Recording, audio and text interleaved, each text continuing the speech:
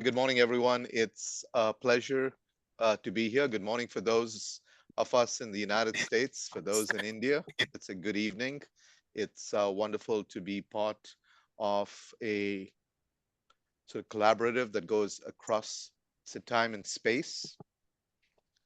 Today, we will be featuring three tremendous panelists with a wide range of experience in internationalization at scale.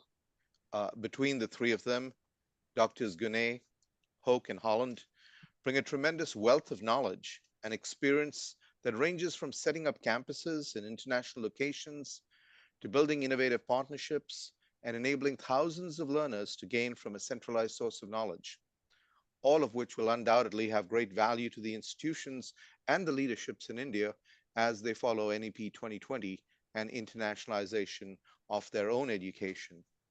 We're hoping that this panel, as with the others, will help in assisting and accelerating their path to increasing excellence in serving learners and the nation.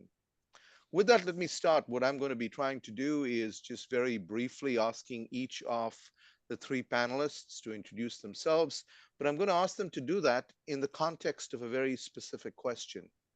And the question I'm going to pose to Dr. Chris Holland, who is a pioneer in the area of internationalization. I think he spends more time on the plane and traveling between continents than he does in his own home right now, is, in his opinion, what does internationalization of higher education mean? And given his experience, why does he believe that this is specifically important for institutions in India to focus on at this point in time? Thank you very much, Dr. Karbhari. I appreciate the kind words, and I want my colleagues and our friends that are watching this video to know that I bought this tie in Delhi in a wonderful hotel, and I love the fashion of my friends in India. Internationalization of education is critically important. It is the only way we're going to be able to address the most wicked and challenging wicked and challenging problems of our time. It is something that is should be thought about in scale and in big ideas, and less so in sort of more traditional ways in order to get the impact that we need. You mentioned me being on planes a great deal. I've been to India twice in the last 18 months. I'll go back again in February. My friend Eric Garcetti is the U.S. ambassador to India, which is nice to know. India itself is just a critically important player on the international stage. In terms of intellectual heft, from a national security standpoint, in so many different ways, the whole world uplifts because of the most populated and most populous democracy in the world. As it goes up, the whole world goes up. And so the jewels and treasures of the world need to be bestowed upon the Indian educational system in a way that States, Europe, Africa, other places in the world can sort of support. I'm excited as we continue this conversation, talk about innovative ways to do that by partnering with the government, by partnering with individual universities, by partnering with clusters of universities, by partnering with we just joined AIU, the Association of American Universities, and they sent a delegation over to India a couple of months ago as well. So partnering with coalition to coalition and also sort of student to student. So we have a grand challenge and a grand opportunity where the stakes are high in terms of global education in general, but India in specific is just sort of the crown jewel in terms of the importance, say perhaps maybe Saudi, in terms of the sort of the rising important entity that's going to really influence in so many ways climate, democracy, rights for women, etc. It all is going to run through India, so international education will be a critical part of that. Oh, you're on mute. Thank you, Chris. Dr. Stacey Guney comes to us from Luxembourg, where she has been sort of heading a huge university, if we could call it that, an institution of learning for thousands of employees from ArcelorMittal all over the world. And in doing that, she actually travels from one place to the next, trying to make sure that people at all these locations have the latest knowledge at their fingertips, whatever be the topic and the subject that is of need. She has done a lot of work in India as well, so this question probably poses a real context for her. So, Stacey, if you don't mind introducing yourselves and try to tell the audience, especially based on your experience in India, why is internationalization so important at this point in time? Thank you, Dr. Vistas, and it's a pleasure to be here with such a wonderful group of individuals and participants. And I also welcome questions throughout. So I'm here, although my background was in higher education in the US, I'm now working for a large multinational manufacturing company. ArcelorMittal is the world's leading steel company. You probably have seen many of the things that we've provided steel for in large structures, but most recently, you've probably seen the things that we are most proud of in the Olympics. So if you were watching the Olympics, all of the rings and the torches were made out of our X-Carb steel product. So it's kind of green steel, if you will, so that's exciting. So we're around, we manufacture steel in quite a few countries. We have customers all across, but I think just building on what Chris was saying, the demographics for us being one of the Fortune 200 company is that we are international. And not only are we international, but there's a big push and growth in India because of those demographics. And so everything that's happening there necessarily affects the rest of our business. And one of the greatest, there's so many interesting numbers about what's happening in India, but one of them that we're aware of is with it by next year, 1 in 5 of the world's working population will be Indian. And that starts to pop up even if you're in the US. If you look around a meeting, you look around the room, there's a good chance that one of your colleagues is originally from India. Now, many of them are working in India, but many of them are working all around the world, particularly in international companies like ours. As Vistas says, I run a corporate university, but saying that, my online corporate university thus far this year already has 120,000 active learners. So it's interesting for us to understand how learning happens outside of the structures of traditional higher education. And I think there's great opportunities everywhere, including India, to really think about what lifelong learning looks like when to take the best examples, the best practices that do exist in the world of higher education and work really closely with industry to make sure that we learn from higher ed and that higher ed also learns from industry. So I think that is a fruitful relationship that has not yet been maximized in many places, and the opportunity in India is very strong there. So anyone who's worked in the internationalization area has heard of Dean. He has led a variety of uh, initiatives all over the world. He has enabled tremendous partnerships. Um, he knows a lot of the part of the world that we're going to be trying to assist and accelerate progress in. So, Dean, with your experience, especially in terms of setting up campuses, why do you think internationalization at this point in time is so important for India? Well, thank you. And thank you for allowing me to be on this great panel that we're having today. I serve in 2 roles. Number one, that I serve as a higher education international consultant. Most of my work is outside of the United States, primarily in the Middle East, but also in Africa, some in India through my partner. But I also work with the Americans through an organization called the American Association of University Administrators. And so I get to watch it from both ends of the world, shall we say. And internationalization has always been important.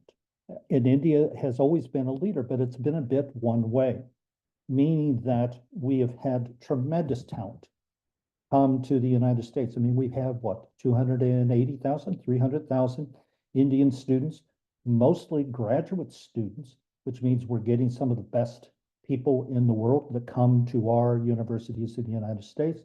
Overall, there's 1 million Indian students throughout the world. The Australians love you. We all love you. because we're finding such tremendous academic talent.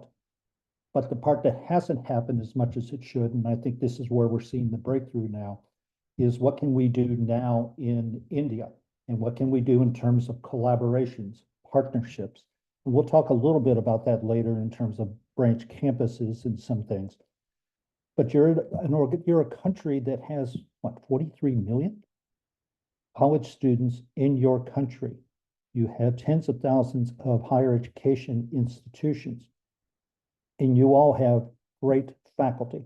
What we need to find is better ways of collaboration to be able to work more closely together, besides the traditional MOUs, which are just fine, but more substantial than that, true working MOUs that where we can find partnerships that will help build the quality, additional quality of the universities in India, and at the same time, help our compatriots throughout the world in terms of gathering knowledge and working together in collaboration.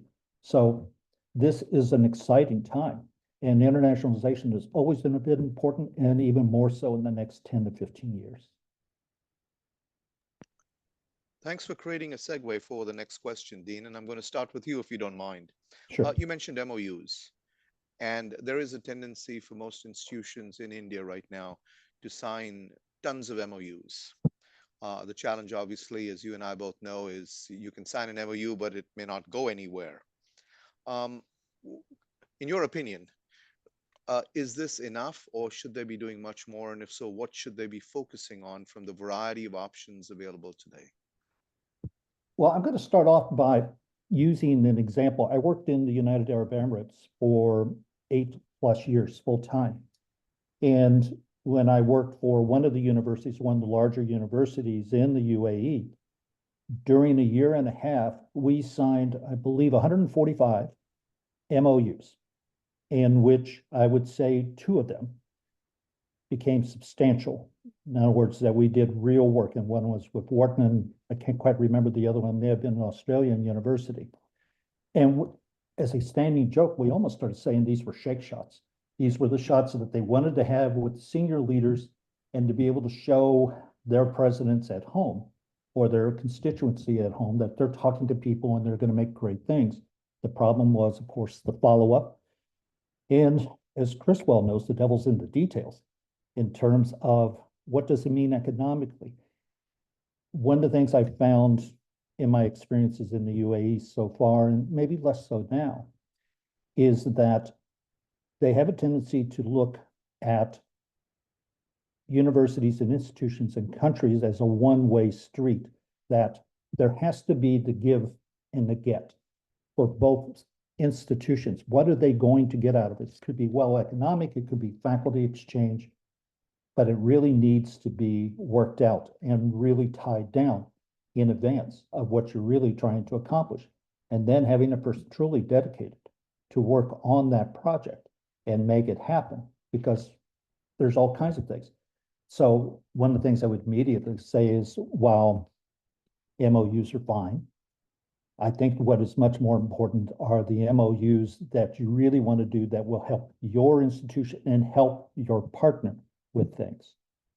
I would also say that with the new opportunities coming on right now for international branch campuses, there's a tremendous opportunity of things. I think the Americans, the British, the Australians long ago have been looking for ways to be able to get within India, work within the regulatory side of the world, and be able to find then collaborations and having, in a sense, have boots on the ground to be able to do things. And I think there is some great opportunities there.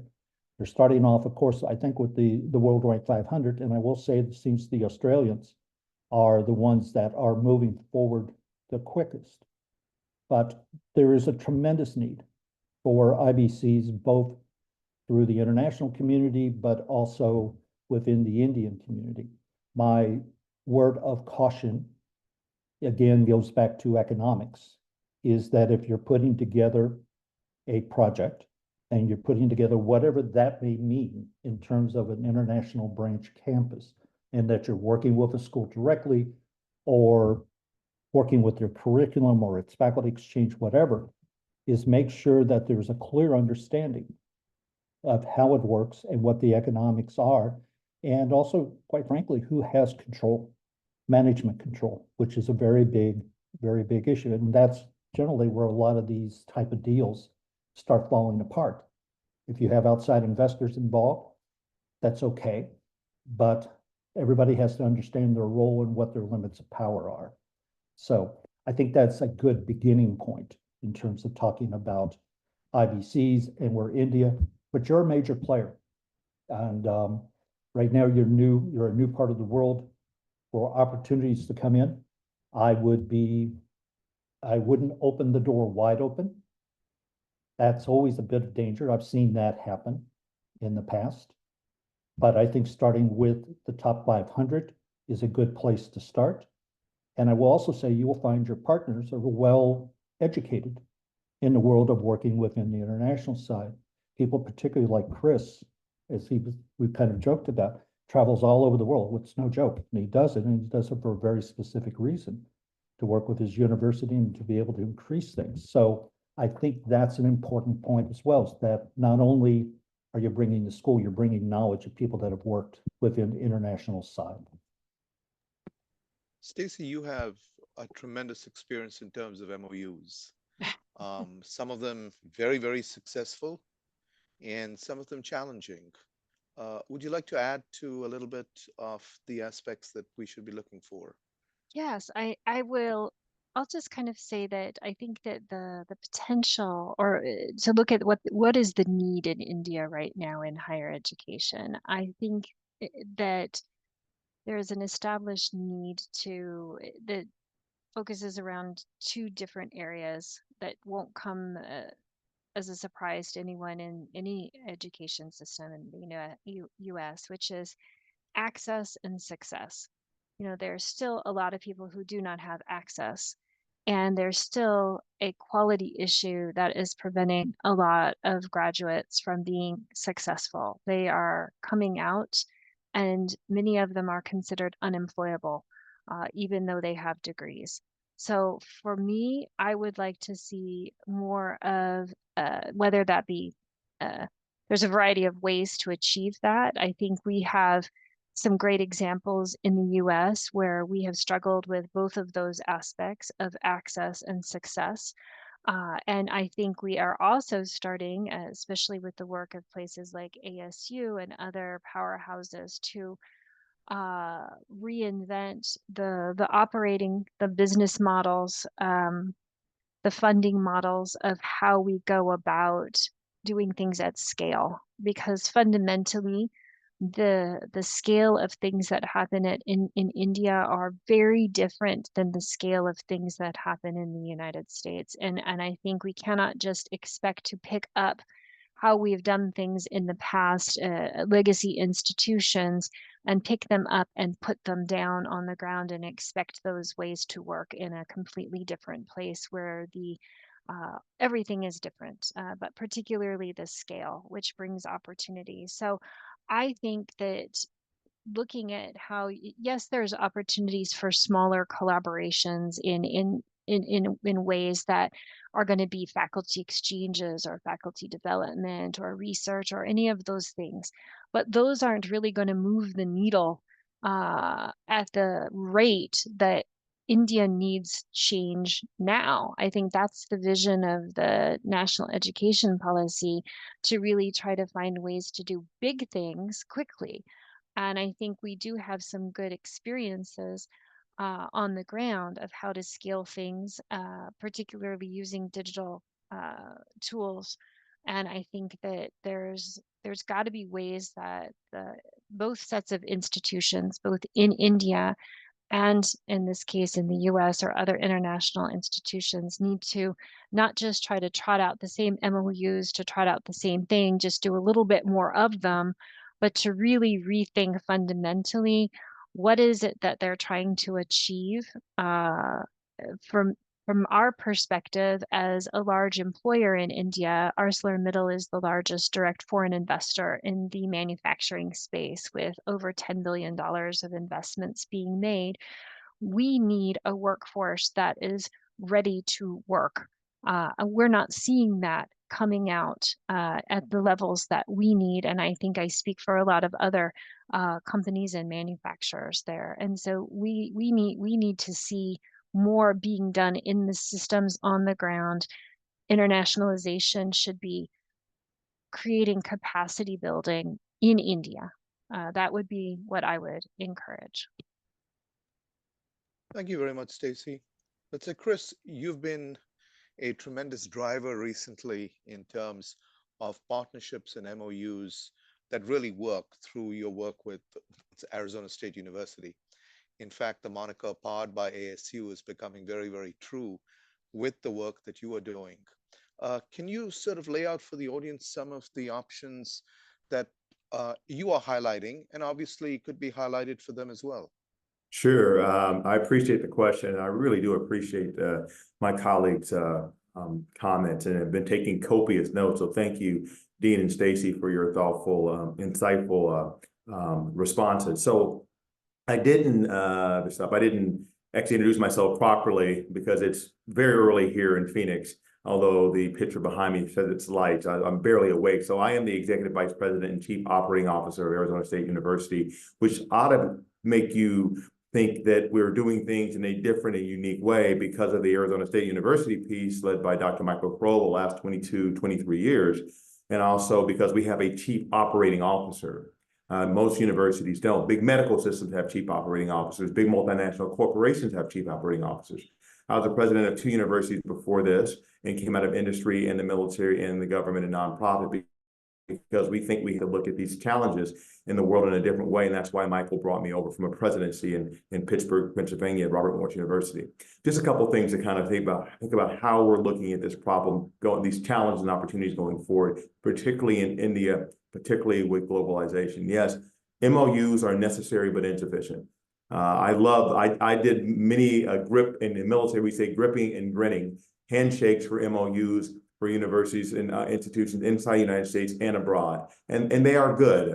Joint research is good. Faculty exchanges are good. Study abroad is good, but it's not enough. And I'll talk about our design. We at ASU are obsessed about design. Michael always says, President Crow always says that you get the outcomes that you design for. So we design in a unique way. We start with our North Star, which is our charter, which means, and just to your point, Stacey, we judge ourselves by whom we include in their outcomes as opposed to whom we exclude. And we take fundamental responsibility for the communities we serve, and we have an eye toward innovation and research that is applied and will help us move the needle in the world. So we are inclusive excellence at scale. Which is unique because most places think you can't do that. I'm actually on the board of overseers at Harvard, wonderful university. They've been at it since the 1600s, and they're almost got it right now. But Harvard's not looking to scale the way Arizona State University is looking to scale. And that's why I think that what we're trying to do with our Indian partners in multiple ways, which I'll explain, are useful. But just a little bit more background about ASU, just to kind of set the stage. We have 100,000 students. We have 181,000 students, 100,000 online, 81,000 on ground on our multiple campuses, Tempe, Phoenix, LA, Washington, some work over in London.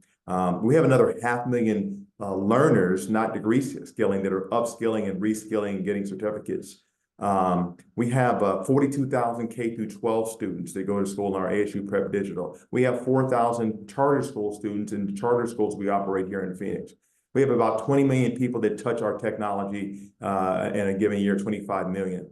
All that, and we have 16,000 international students.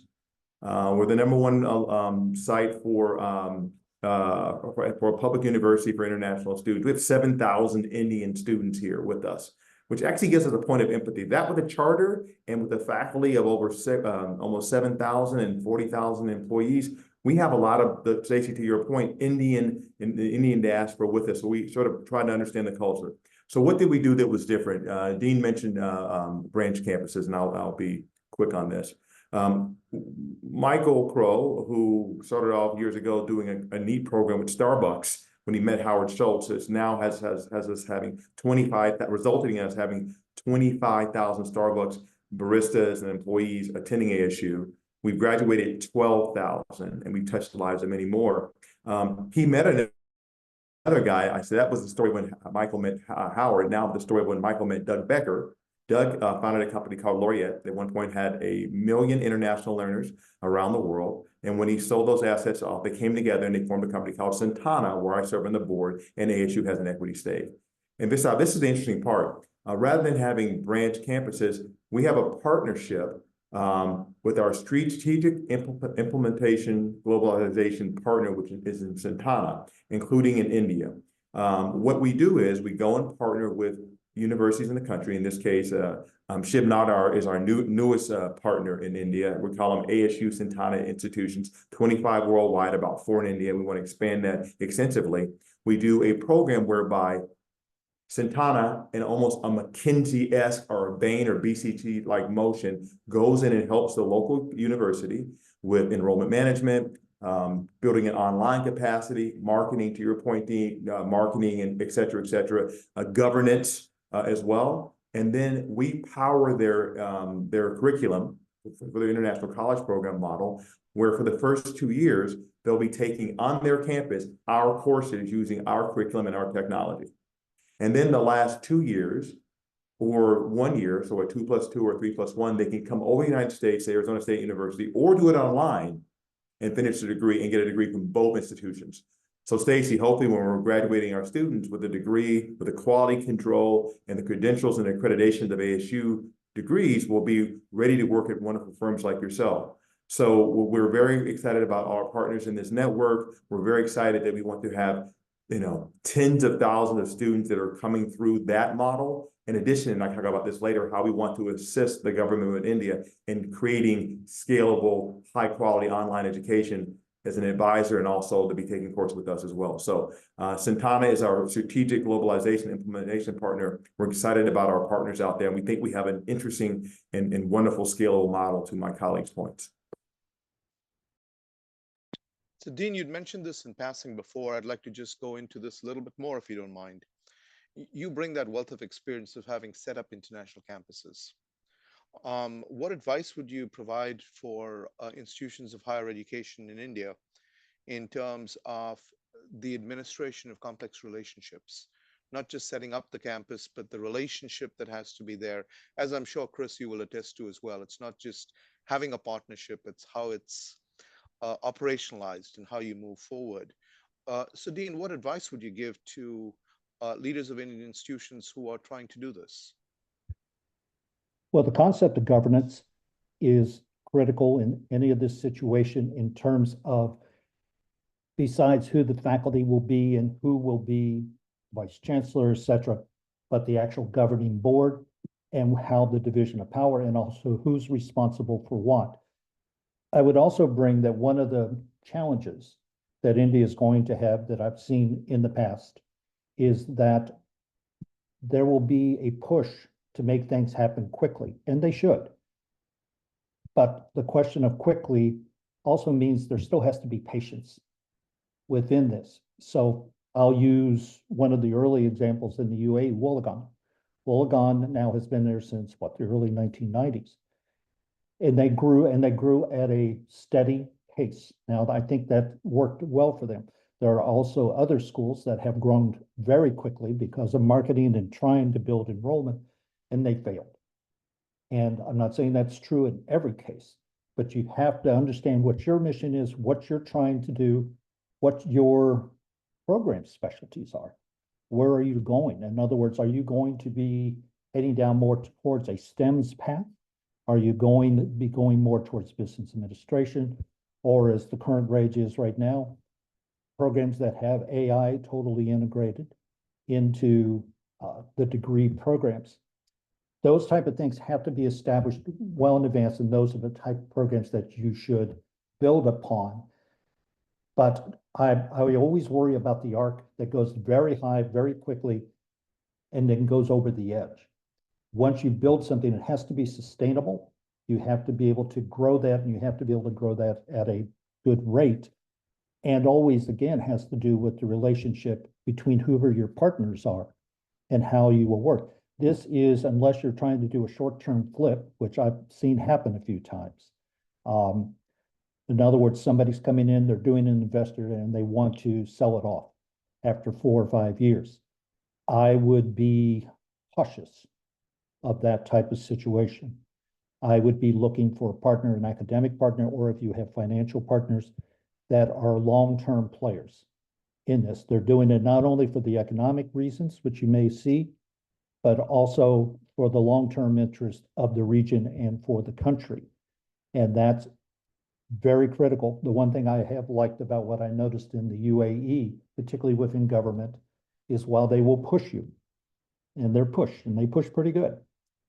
At the same time, they have a long-term gain, and their long-term is to build quality education institutions and also the acquisition of talent to be able to help build the country. India is a prime example of what can be done there. You know, most of the countries and other universities look to India and say, look at all the tremendous talent that is there. My heavens, you know, what can we do? That also helps build an international community for you. And that I would keep in mind in any of these. Where are your alumni now? Where are they teaching? What are they doing? And how can they help you?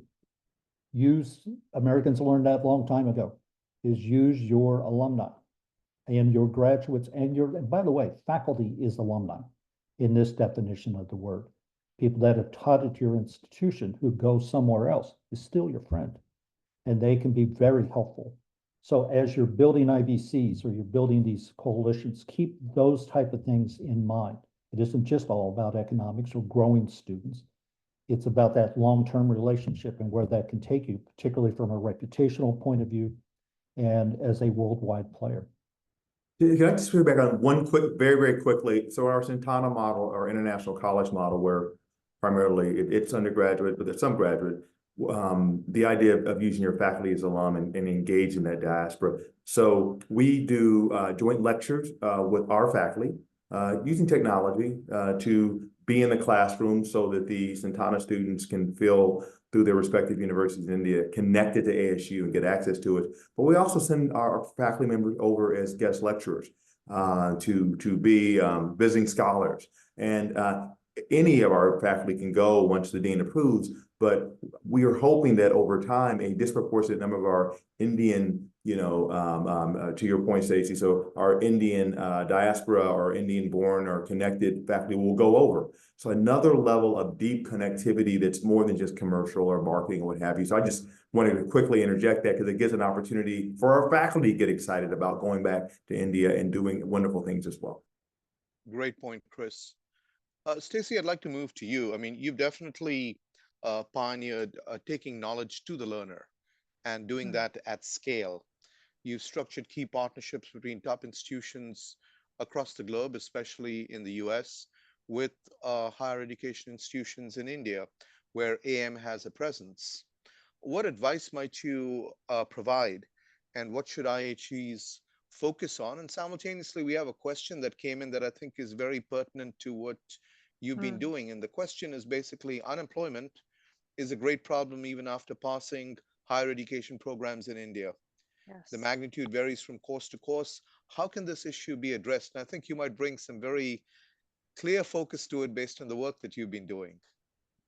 I think that if I was a student in India, this would be exactly the questions that I would be asking.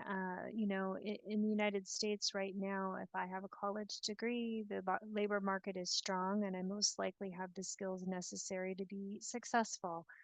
The situation is very different in India at the moment. You know, there has been improvement, but I'm looking at a report that was just issued in July for the economic survey from 23-24.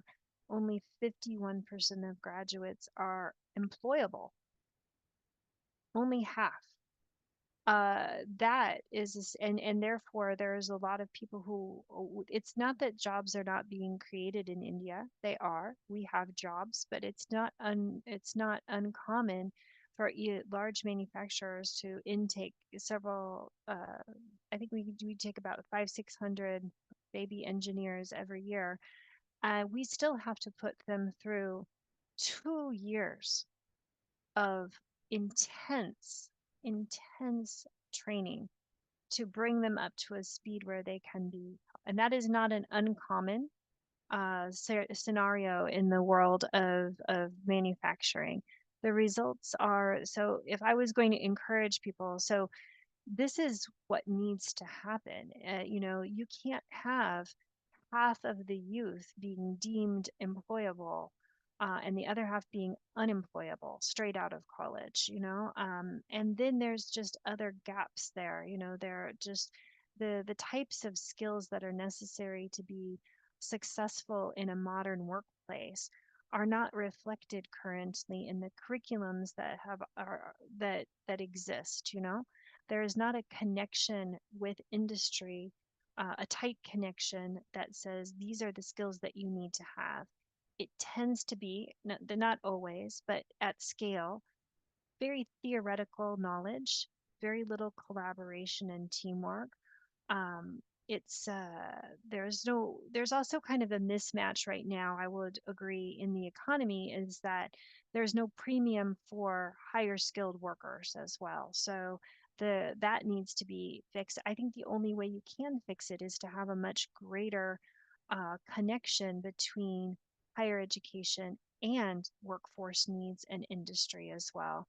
And I would be remiss if I didn't mention the fact that there is a huge opportunity to build employability for women, in particular in India right now. They have some of the lowest rates of paid employment in any kind of country. And there's huge opportunities there, I think, for higher education, which has always been a driver for workforce development and economic growth. That's one of the things that I think that is really not being maximized. In the United States, we have a great economy, I think in part, a huge part, because our higher education system helps drive that, helps partner with our industry, helps create the situation. There is a good synergy, and there are catalysts together to do that. That's not happening yet, as far as I can see, at the levels that it needs to happen in India. And but in particularly back to the paid employment for women in the workforce, it's at the lowest it's been in decades, and it's not getting better. And therefore, I think higher education, particularly if you're talking about internationalization, should try to put some pressure on where they can start to. We've done a great job focusing in the US on equity gaps in education and achievement gaps. I think we need to do the same thing across the board in terms of employability and in terms of addressing some of those fundamental equity gaps, particularly between men and women. They're going to university, and then they're not going into paid employment for whatever reason. And I think we need to put more of an emphasis on that. I don't think that India can move itself where it wants to go economically and hit the targets that it needs to hit with leaving 50% more, because there's more women than men there, with leaving 50% of their population on the sidelines. So I think boosting that synergy has to be a focus. And again, at scale, it cannot just be a couple thousand over here and a couple thousand over there at a couple premium institutions. It has to be about building that capacity across all the levels of higher education in India, not just the ITIs. I'd like to follow up quickly on something that Stacey. Not ITI, sorry, ITT. Vistasp knows I have a lot of acronyms running around in my head. Sorry, I need to just correct myself. We need to focus in on all levels, including ITIs, all the way to ITTs. Pardon me, and I apologize to everybody listening that I messed it up. You know, Stacey also brought up a great point. And when we talk about collaboration, we talk about it between the universities and we talk about this other thing. But one of the things we tell a lot of our clients when they're starting new institutions or they're working on developing partnerships is that also you have to remember that a part of that is working with industry. And I don't mean after you started, I mean before you start, to work with the local leadership. When we have worked with institutions like NYU and some of the others, one of the standards that we use is making sure that faculty, administration, are out in the community. And furthermore, that they are talking with the corporate community. Now, that can be as simple as advisory groups, but frankly, I'm talking about even much more than that. It means having lunch, having breakfast, sit downs, with no hard agenda, but to try to understand what the other side is doing and how can they both assist each other. They are powerful partners when they decide to work with each other. Both sides always kind of complain, and rightfully so. You're not getting your students prepared enough, and at times the other side is, you're not telling me. And that kind of stuff has to stop. They have to be talking to each other, and they should understand what the needs are, and the school should be ready to adapt when it comes to that.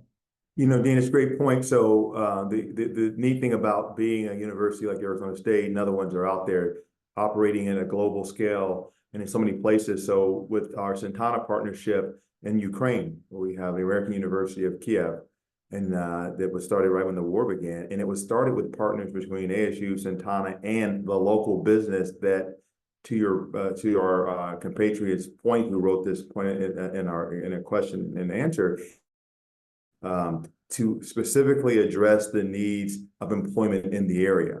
So 3 major employers helped build the university with Santana, with Arizona State University, so we could get those better outcomes. Interesting enough, I did a dialogue like this with the dean of the university, one of the deans, and he talked about Jeffersonian democracy as much as he talked about AI, which was the beautiful thing about a university, is that you can have all of it in there. My other final point is that we have about 12,000 employees that we work with at Arizona State. Many of them are multinational. So to your point, Dean, we've been able to talk with the multinational arm of, say, Tata, for Indian students that are here, and we plan on doing the same with further there. It's not the panacea, but it's innovative design mechanisms like that. They're going to allow us to move the needle a little bit in supporting NEP. So far, we've focused on physical interactions, where we have faculty going over, we have systems being set up. Technology has allowed a lot of things to go on in the digital world. And Chris, you sort of alluded to that in terms of one of your earlier answers. The ability for us to connect virtually now has opened possibilities that were not even thought of earlier. What are the advantages and the potential for the use of online mechanisms to accelerate and enhance internationalization of higher education, especially in terms of bringing costs down for places like India? And I'd like to pose it to all of you, but starting with Chris. Yeah, I have a colleague, Marianne Guiano, who's another executive vice president, runs the learning enterprise, and she went to Stanford Business School, went to Harvard Business School. We joke, and she has the 500,000 people that are upskilling and reskilling, and she says that revenue has to go like this, Chris, and cost has to go like this, right? Revenue has to go, and then cost has to go like this, stay flat. That's how you scale, and that's the only way you can, get to the point where you're actually going to move the needle. And we've been alluding to it. India is a big place. Many small solutions are nice, but won't move the needle. So we, first off, have a mindset. That's not a word we've used a lot in this conversation. We have a mindset that technology allows us to see our charter and lets us get more in abundance and greater opportunity. A lot of places don't have that. And then we have a track record. ASU Online went from about 1,200 or 1,300 students in 2009, and now it's over 100,000. So, we've shown that we can do that. We also, we just fixate and we really just obsess over trying to get undifferentiated outcomes from our online students as our on-ground, or we call immersion students. We're not perfect, but we're better than most. I would say one other thing about technology going forward, so many great things have happened before with just UX, UI, intentionality, learning engineering. We have learning engineering entities that really monitor outcomes section by section, A/B tests, all sorts of great stuff. But the next wave would be XR and AI, and a couple of words on both of those. So we have something called Dreamscape Learn, another company we created with a guy named Walter Parks and another guy named Steven Spielberg, who you've heard of probably. And it took this technology of a virtual reality where you go into an alien zoo, which is going to be a fun thing, kind of go into an alien zoo and see this different world, Well, Michael got a hold of that with Steven Spielberg and Walter Parks, and we turned that into, during COVID, a biology course. And so instead of doing a wet lab in biology, you can do a lab in a virtual reality, we call it an alien zoo. I'm excited to say that we've had 40% improvement in grades for our lowest performing students. We put 12,000 people through this. They're doing better in this lab and getting better outcomes than they are in the actual wet labs. And we're building chemistry, astronomy, art history, and we'll build multiple different courses. The point being is that we're not just building it for Arizona State. We're not just building it for the United States, the UK. We're building it for our Indian compatriots as well. We'll have a 2D version of this out in the near future. So we'll be beaming in with that in the near future. Also, we've infused an AI pilot inside of that. There's lots of AI opportunities, but you can imagine the opportunity for students using distributed technology, using XR, VR, AR, using AI to enhance with partners that are committed to getting it right. So we're excited about the future and working with our counterparts in India as well. Dean and Stacey, would you like to add anything? I'm sure you have, both of you have great experiences in terms of using online and digital technologies. Well, thank you. Just a few comments. Been working in one form or another in online learning since the mid-90s. And we're well past this is a great idea. It's now ubiquitous. It is a part of our world. I think one of the things that has to be always considered as a part of this has to do with the training, and training, though, of your faculty and your administrators in terms of working with the students to be able to provide that quality course content, but furthermore, the interaction, which is so important that you have. In an interview I did with somebody, I guess a couple of years ago, we were talking to them about the pandemic and what was happening with them. And this one organization that we spoke with talked about how important it was that they had already done training with their faculty and everything, and that they were not going to let the students, they were ready to take on the challenge and to be able to work with students who had already done online, but also had been face-to-face and all of a sudden were thrust into online. And that has to do with advanced planning by the administration and by their chief academic officers and their online people in terms of how you work with people, because retention is a critical issue with that, that you have to be able to work with and be able to treat them as you would a physical student. And also, as you know, the master's programs are the ones that where you see more of this happening. But keep it in mind, the undergraduate students is a good blended learning situation. It may not be all the courses, but it could be, well, some of them, it could be a majority, depending on the student and their maturity. But those type of things and how you can collaborate with international universities as a part of that, both from a technological standpoint, from a curriculum development standpoint, but also from live and technology is very much there. So do keep that in mind, but it is an asset. It's going to continue to grow. And we've learned a lot over these years and continue to learn new ideas and techniques. I will jump in and say that in our experience on the ground in India, we're also participating in starting a new educational institution there in Gujarat. There still seems to be, unfortunately, and I think it was made worse actually during the pandemic. In India, they want to be in a classroom.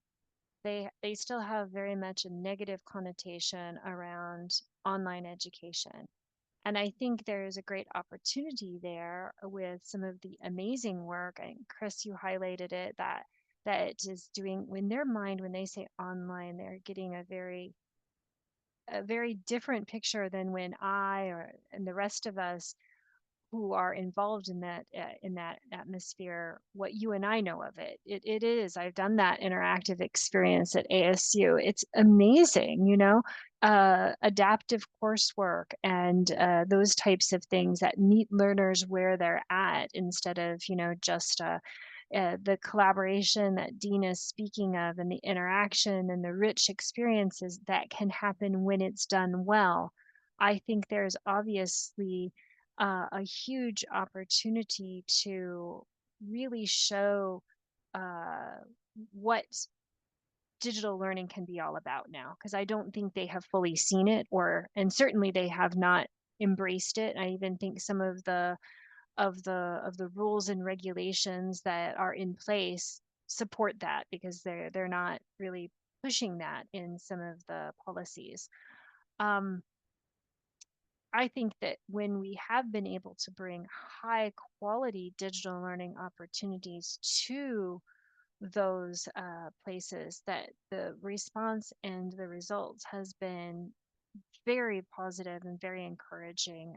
Just this summer, as part of this project, we're doing an outreach program to 4 of the ITIs. That's like a vocational high school that wouldn't have had access to really strong quality digital learning materials. Through our partner Carnegie Mellon University and the Simon Initiative and their open learning software, we translated it to Gujarati and ran just one small pilot on improving math. And after just a few hours of that particular high quality resource, the math achievement scores improved. It was a phenomenal result. And now we're rolling out additional modules to 4 of those ITIs, and it will be about 4,000 students this year will be able to use those resources that have been translated and contextualized to the languages.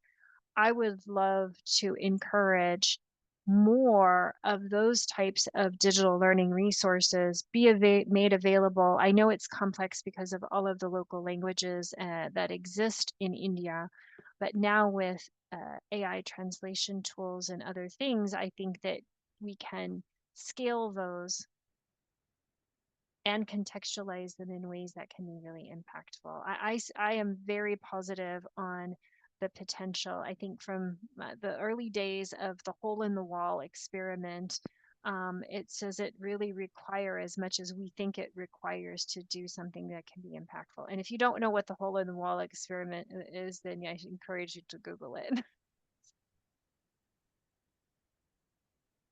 We're coming to the close of the end of this wonderful discussion, but before we ran out of time, I wanted to ask the 3 of you very specifically, what advice would you give to vice chancellors and university leaders who are attending today? And what would you suggest be their top 3 priorities as they look for internationalization of higher education at scale in India? Maybe we can start with Dean. Sure. The vice chancellors of India will be, no doubt, approached by many institutions throughout the world. Do your homework. Find out who they are. Learn about the people that you're talking to and the personalities and what they're wishing to do. I've used this term a lot today, but it is a collaborative process. It is a give and take. And I think that has to be kept in mind. If I learned one thing in the UAE is the term patience, and also that what I mean by that is that as Americans, every once in a while, we have a tendency to try to begin a conversation and let's get this wrapped up within the next meeting or two. It's somewhat our nature of doing things. But in reality, there has to be a relationship that is developed and that the groups are talking to each other, not only the leadership, but the next tier under, the people that will really get things done, and to be able to work with them. So I would keep that form of thinking in your mind, that there is somewhat of, besides an academic proposition, this is also a business proposition in terms of how does this work, what are the economics, does it make sense? And also the last part of it, you have to look at it, does it fit your mission?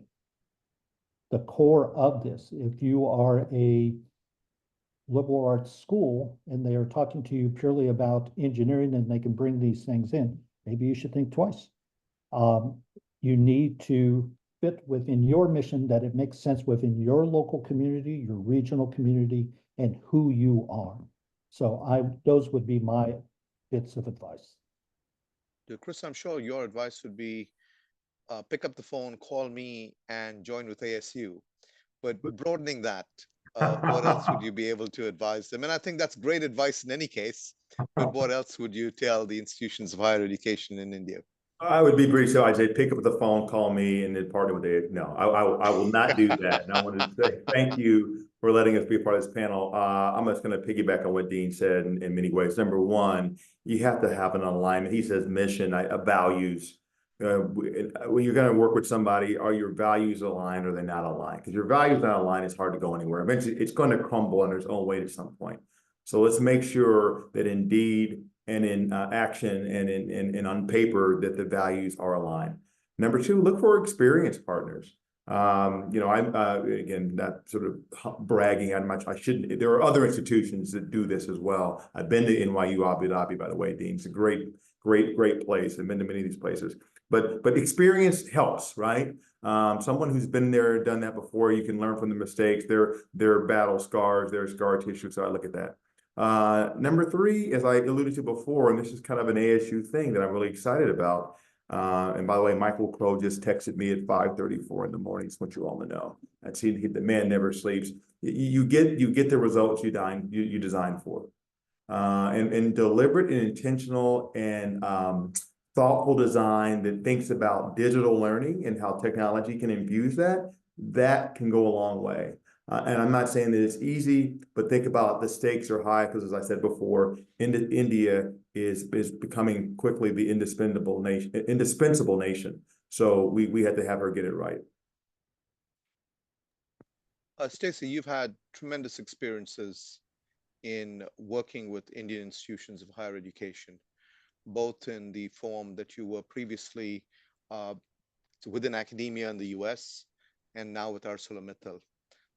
Seeing things both from afar and in India through your recent endeavors, what would be your advice in terms of what the vice chancellors and leadership should be focusing on?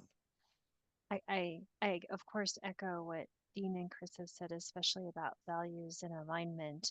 I think I would also ask people to examine their motivations from the United States perspective. I think that we have a demographic cliff that we are in the middle of, where our traditional college age student body is drying up. And I think a lot of institutions might be looking at, and traditionally we have looked at international students. How do we get them out of other countries and paying top dollar in ours, where we have a supply of space? If that's your motivation, I think that that's going to be a transaction, and there are probably those transactions to be had, and in which case that's fine. I think what India needs at the moment to really build capacity, and I would encourage institutions who are at their roots embracing their mission to drive cultural change and economic change, not just maybe locally but globally. So to extending their mission to really start to build relationships, look past that transaction of filling seats or dealing with our internal demographic crisis by trying to loop in people from others, and look beyond that. I think that if they're willing to do that, and they're willing to maybe change the way that not every institution is like this. You have some that are really enterprises in many different ways and have really reinvented what the financial aspect of what higher ed looks like.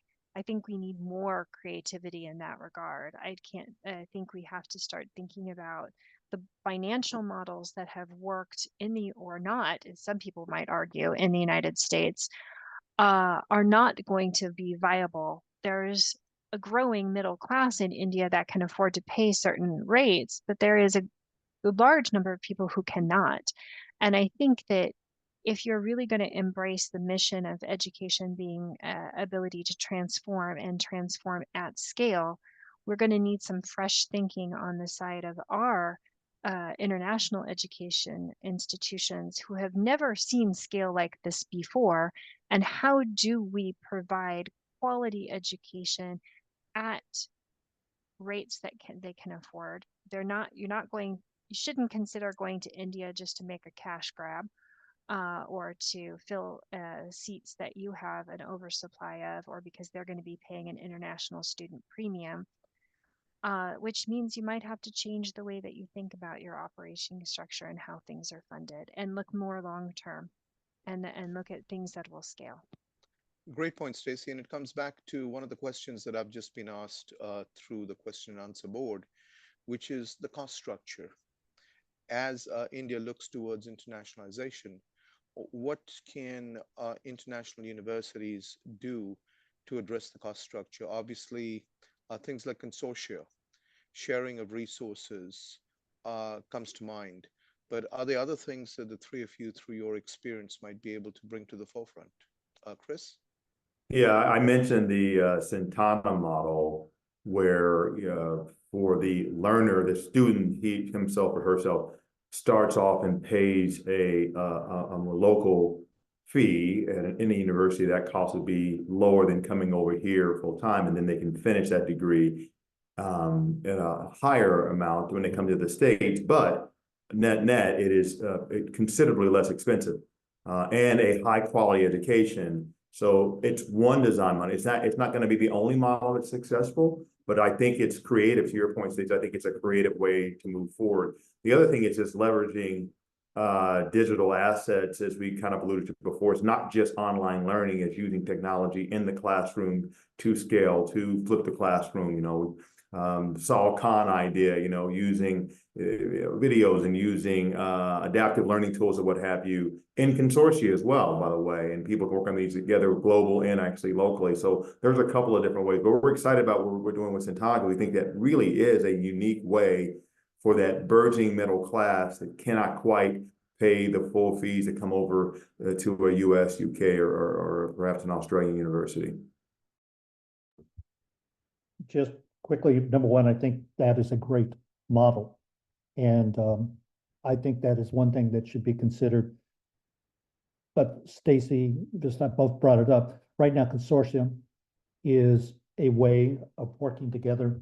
It's an economic model that can be done and be able to be successful in order to be able to drive down cost of equipment, licensing, quite frankly, personnel.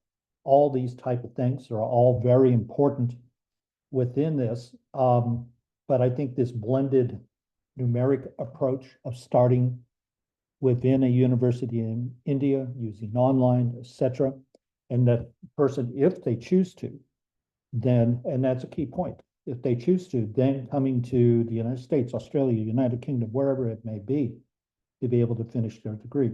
One thing I have learned on that is that as those type of degree programs, the majority of students like to stay at home if they get the quality of education that they desire, and that they can get the experience that a place like Arizona State can be able to provide that in a localized region. So some want to come to the United States, there's great experiences, but some would also like to be able to stay at home. So. Well, it's been wonderful. Thank you very much to our three panelists. I know for some of them, it is still very early in the morning. Maybe for Chris, the sun is just rising outside his office. For Stacey, it's probably in the afternoon. And for everyone in India, you're probably coming to the end of your day. It's been wonderful to be able to share the expertise with the leadership in India. And I'm hoping that we will have other opportunities to engage as we all continue to work on the issues ahead of us, which is true internationalization of higher education, not just in India, but across the world. So with that, thank you very much, everyone. And it's been a pleasure hosting the three of you. Thank you, everyone.